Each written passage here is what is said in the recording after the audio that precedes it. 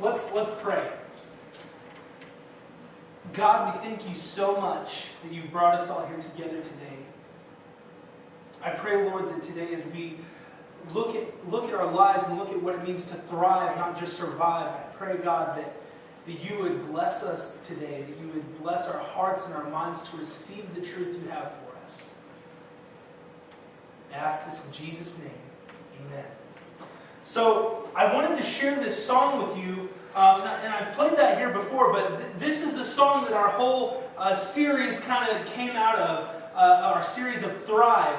This whole idea that in life sometimes we just feel like we're just getting by, that we're just surviving in life. And so we in the song it says it's time for us to do more than just survive because we were made to thrive.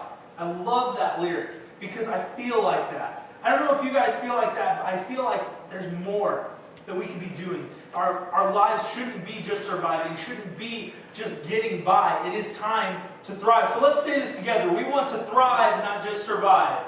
We want to thrive, not just survive. And again, we're going to say it one more time because that sounds like you're just surviving. That's not like, let's just get through this so we can get to lunch, beat the Methodist to lunch. Let's say that again. We want to thrive, not just survive. Again, we want to thrive, not just survive. That sounds better. Because we do. Do you? Do you want to thrive, not just survive? I don't know about you, but I do. I want to break out of this shell of just getting by and just surviving. So we're continuing this series. As most of you know, I was in Portland, Oregon this last week for my Masters of Divinity orientation. And believe it or not, I was the only person from Kansas. And they were just baffled that somebody from Kansas was there. And they were all from either Oregon or Texas, it seemed like. Either Oregon, California, that area, or Texas. There was one lady from France and one lady from Lithuania. And a guy from Honduras. But other than that, it's from Texas or California. Our first day, I was really nervous because I was by myself, and even though I'm outgoing, I'm really uncomfortable in situations where I don't know everybody. But we were in there, and we walked into our first room, and there was a painter in there, painting on a canvas. I'm like, well, hey, that's odd. And so I'm watching her paint, and she is painting this city landscape of all these buildings. And she's painting the windows and the tops of the buildings, and it's beautiful. Like, incredible painter. And so the whole time, like, we're doing introductions, off in the back, she's painting this picture. I'm like, this is really odd. Like, she's just painting this picture randomly while we're doing our thing. You know, I wonder if the art room was closed or something. But it turns out that she was one of our professors, and she had this presentation. And so she told us, she brought the painting to the front, and she said, look, these buildings, I like to call this picture Fortress of Certainty. And she began to explain that we all have this fortress of certainty that we've built up in our hearts. These things that we know beyond the shadow of a doubt are true, that we are completely and totally certain, that there are many certainties that we have. You know, one of these certainties that I'll share for me, that throughout my whole life, I've been told and believed that God won't give you more than you can handle. Have you heard this? But it's not true. How many of you feel like God gives you way more than you can handle all the time? Because I sure do. I feel like God gives me way more than I can handle. I'm like, what are you doing? But here's the thing, the reason, and this is why I was certain that God would not give me more than I can handle, but then what happens when I get burnt out and I fall? And all of a sudden I'm like, well, wait a second. I thought God wouldn't give me more than I can handle. From what I've learned is that God will give you more than you can handle, so you will lean and trust in Him to help you. He's not going to give you just enough for you to do it by yourself. He doesn't want you to do it by yourself. He's going to give you more than enough, so you will have to trust in Him and lean on Him. But see, there's these certainties just like that one that we have built up in our hearts that somebody challenges it and you're like, no way, you're wrong. No, I'm certain that this is true. No. But then things happen in our lives, whether it's like death in family, work problems, financial issues that suddenly break this fortress of certainty down in their hearts. And then she started to scrub the buildings away. All this hard work she did on this painting, she started to scrub these buildings away. She'd say, whether it's work problems, and she'd scrub a part of the building away, or financial issues, she'd scrub the building away a little bit. And then she's like, after a while, and she told personal stories of how her fortress of certainty just after a while was just completely gone. That everything she knew, everything she thought was certain in her life had crumbled. And all of these things make our fortress of certainty crumble, leaving us broken in our faith, feeling weak and almost non-existent. Have you been at this spot? This rock bottom spot of where you're really questioning things, really doubting something in your life. And then she told this story. I promise this connects. She told the story of her granddaughter, how her granddaughter looks up at the power lines and she's like, look at those lines, Grandma. And she's like, yeah, those are power lines. And the granddaughter says, no, those lines are so the squirrels can meet each other. And she's like, wow, I never looked at it that way. But then her granddaughter says, wow, Grandma, look at that bug in a dress. And she's like, no, that's just a butterfly. No, it's a bug in a dress. Then she's saying that when she scrubs the rest of the buildings away, she keeps scrubbing this painting, and then something is kind of coming through as she keeps scrubbing the painting. And then eventually she scrubs it and turns the painting over, and you see two eyes and a nose of a child. And she says this, that faith is seen through the eyes of a child. That a child's life isn't based on certainties, but it's based on possibilities. And this just hit me like a ton of bricks. Because in my faith and in my life, there are days I feel like I've got it figured out.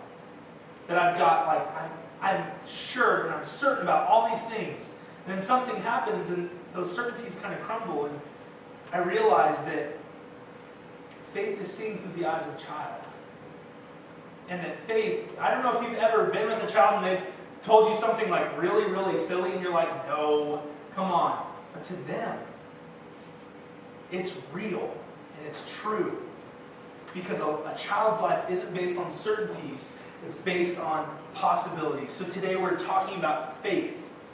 And in the song, it's faith unsinkable. So we're going to jump right in to Matthew chapter 14, 25 to 33, if you'd like to go there with me. And in the fourth watch of the night, he came to them, he being Jesus, he came to them walking on the sea. But when the disciples saw him walking on the sea, they were terrified and said, it is a ghost. And they cried out in fear. But immediately Jesus spoke to them, saying, take heart, it is I. Do not be afraid. And Peter answered him, Lord, if it is you, command me to come to you on the water. He said, come. So Peter got out of the boat and walked on the water and came to Jesus. But when he saw the wind, he was afraid, and beginning to sink, he cried out, Lord, save me. Jesus immediately reached out his hand and took a hold of him, saying to him, O you of little faith, why did you doubt? And when he got into the boat, the wind ceased, and those in the boat worshipped him, saying, truly, you are the Son of God. How many of you know this story fairly well? It's a fairly well-known story, really great. I don't think anybody would deny walking on water would be really cool. For those of us who sink really fast, walking on water is a great idea. It sounds cool, but here's the context of this story. Is Jesus has just fed the 5,000. This has just happened. And so right after this happened, as Jesus gets the crowds to clear, he commands the disciples, hey, I'm going to go off and pray for a while. I'll meet you on the other side of the Sea of Galilee.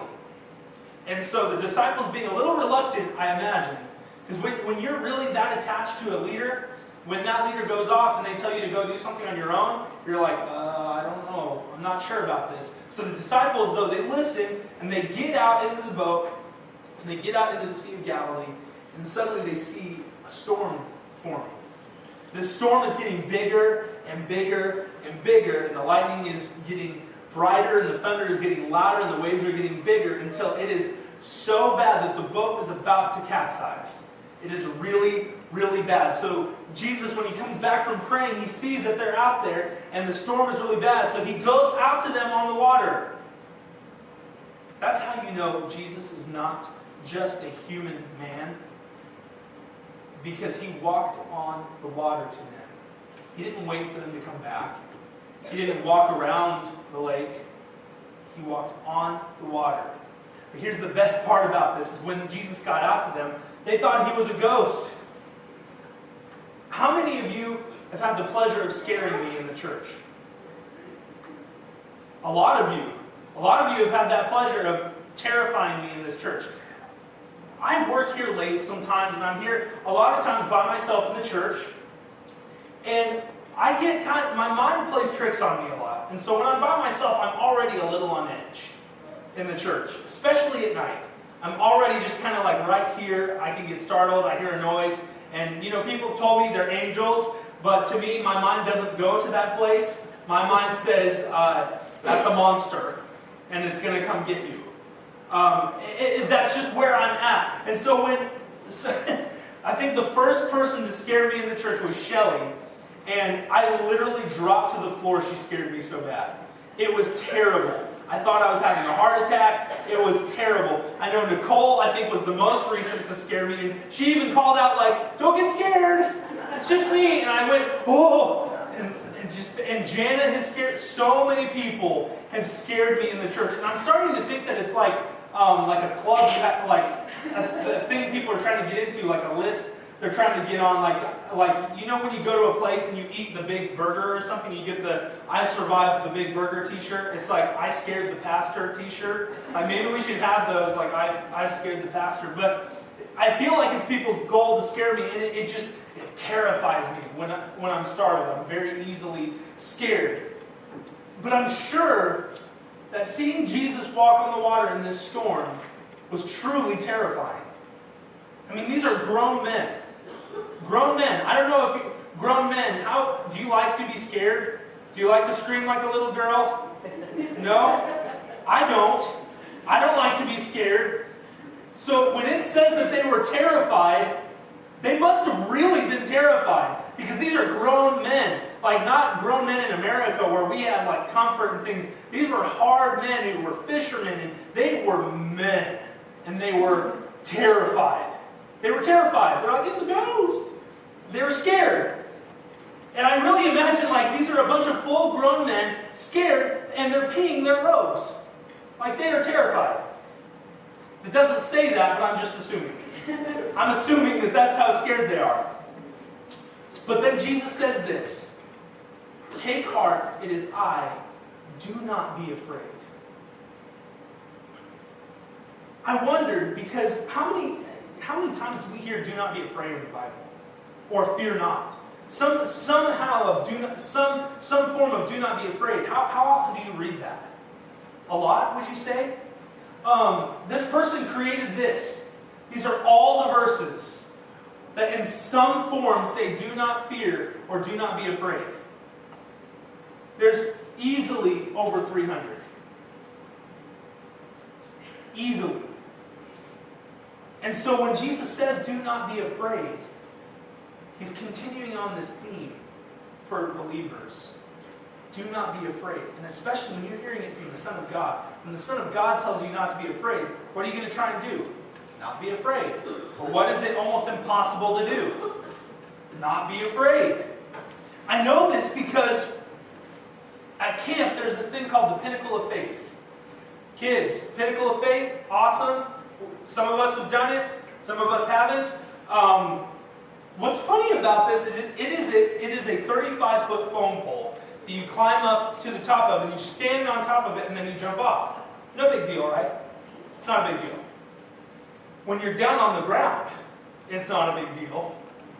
I always like, the kids get real cocky down on the ground, and they're like, yeah, that's not that high. Oh, come on, you can do it. Don't be a pansy. You know, they get really cocky down, but then halfway up, something changes in them. And they start getting slower and slower, and then they get to the top, and you can see that suddenly they are terrified. And just like my wife, bless her heart, That's the southern thing you do, by the way. You say bless their heart. So just, I've been saying it a lot. Bless her heart. She was so confident that she could do it. She got up there, and it's like you freeze when you get up there. Some of you freeze. Henry Penner was up there for 30 minutes one year. We could not get him down. It was at a point where the person who was holding the rope was pulling him off, saying, just let go, I've got you. And he was like this, holding on. It's high. It's really high, and especially if you're tall, you get up there and you realize, this was a big mistake. But it's so funny. It's easy to say, I'm not afraid when you're not in a scary situation. It's so easy to say, I wouldn't have been terrified. If Jesus was out there, I'd know it was him. I wouldn't think that was a ghost. Silly old men. But again, just like the pinnacle of faith, you never, and then you tell those kids, don't be afraid, you're fine. And they're like, easy for you to say, because it is. It's easy for someone to say, don't be afraid, when they're not in a scary situation. But when you get into that scary situation, it's hard to not be afraid. But then Peter calls out to Jesus, Lord, if it is you, command me to come to you on the water. I mean, what do you think about that? Would you have thought of that? Would you have thought of that if, like, Jesus, if this is you, can I come out to you on the water? I wouldn't have thought of that. I'd be like, Jesus, if it's you, give me a thumbs up. But Peter somehow thinks that if it really is Jesus, then I will be able to walk out on the water to him. And so Jesus says, come. In the midst of this nasty storm, he says, come. And so Peter, with his eyes fixed on Jesus, steps out of the boat and begins to walk on the water towards Jesus. I mean, this is nothing short of miraculous. I wonder what the other disciples who are shaking in their boots on the boat were thinking of this, watching this happen. So Peter's on his way to Jesus, his eyes are fixed, and something happens where the storm catches just completely distracts him. And it says the wind, whether it's the wind, the lightning, the thunder, something happens and it breaks his gaze, and it breaks his heart's focus on Jesus, and he begins to sink. And as he sinks, he's like, Lord, save me, please save me. And immediately, I love that word, it says immediately Jesus reached out his hand. It doesn't say Jesus took his sweet time over to Peter like, hold on, I'll be there in a minute. This is a little wait, hold on. No, he immediately reached out and took Peter and brought him up and said, "O you of little faith, why did you doubt?" Why did you doubt? It says in James 1:6, "But let him ask in faith with no doubting, for the one who doubts is like a wave of the sea that is driven and tossed by the wind. O you of little faith, why did you doubt?" You see, when I read this, and I read that question, I know Jesus is asking this to Peter, but I can't help but feel like he's asking it to me. O you of little faith, why did you doubt? Because just like Peter, I find myself caught in storms. I find myself, whether it's some situation in life or a financial hardship or something that feels like it's a raging storm in my life, Jesus is telling me, come. Keep your eyes on me. Don't worry about this storm. Don't worry about your circumstances. Come. And no matter how hard I try to come to him, I always get distracted by the storm. Always. Can you resonate with this? Am I the only one? My fear and my doubt cripple me as I strive towards Jesus sometimes. And I begin to sink deeper and deeper. Today's title is Faith Unsinkable, but my faith feels very sinkable most of the time. And it's this fortress of certainty.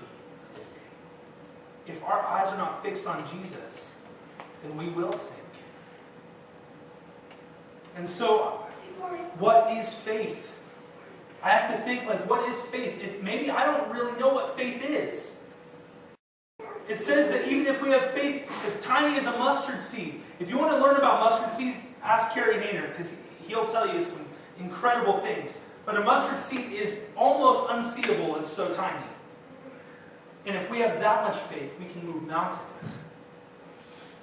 So how little of faith do we have if it only takes that much to do that?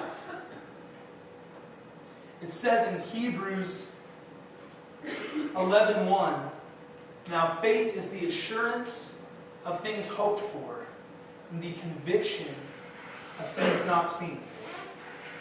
I read this and it's hard for me to understand sometimes. I read this and though it comes off simple, I have to be like, okay, faith is the assurance of things hoped for. So it is the I know for sure that what I hope for is going to happen. And it is the conviction of things not seen. Conviction is different than hope. It's different than assurance. It's more solid than that. It's more like written in stone. Conviction means it's deep, and it's conviction of things not seen. We cannot see the future. We can guess, but most of the time we're wrong. We cannot see the end of the race, and we can't even see Jesus physically here with us. But it is in the unseen that our hope and our conviction lie. It is in the things we don't see that give us strength.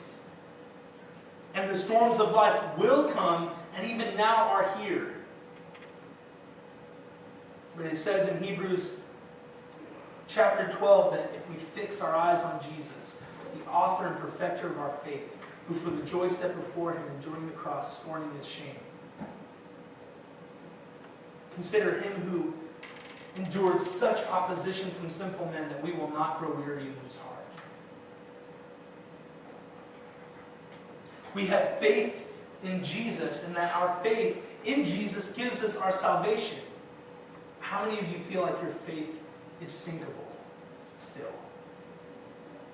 That even the smallest thing could crumble your fortress of certainty.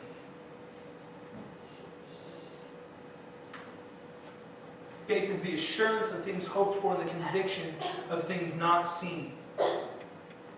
Sometimes we really think that faith is a jump in the dark. It's a leap into the dark. Like we don't know where we're headed.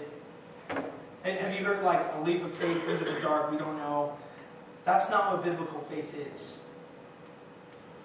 Biblical faith is the assurance of a promise made. God has made promises to us that he would never leave us nor forsake us, that his love would never run out on us, that if we do believe in Jesus Christ is the Son of God, then we have salvation and eternal life.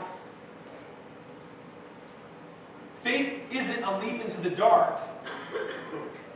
It's assurance of what we hope for. It's a belief and a conviction in what has been promised to us. But the world will look at us and they will see like, man, they're crazy. What in the world do they believe? They're crazy. I heard somebody say that it's harder to not believe in anything than to believe in something you can't see. Our faith is hard. And think of this in the context of thriving. Because just like joy that we talked about last week, hardships and trials are going to break us down. We're going to have storms in life that distract us from Jesus, that try to break our gaze and break our eyes locked on him. But we must keep our eyes fixed on Jesus, the author and perfecter of our faith.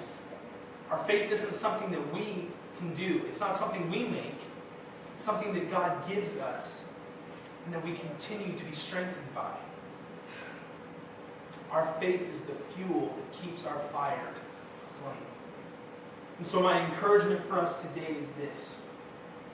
When the storms in your life rage around you, when it doesn't even seem like you're going to be able to make it, when you feel like you are just barely surviving,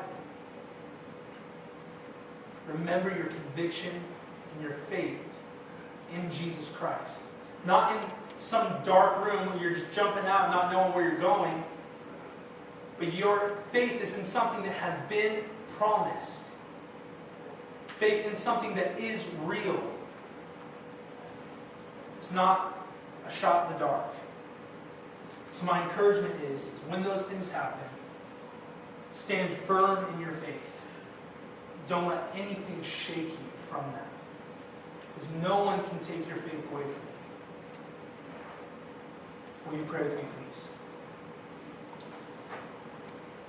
Lord Jesus, I thank you so much that you have promised love and grace and forgiveness to us. That you will never leave us nor forsake us. God, that our faith isn't a jump into the dark, but it is a jump into your arms. I ask, God, that as we leave today, that our faith would be strengthened. That we would be assured of what we hope for and convicted of what we don't see. I ask this in Jesus' name.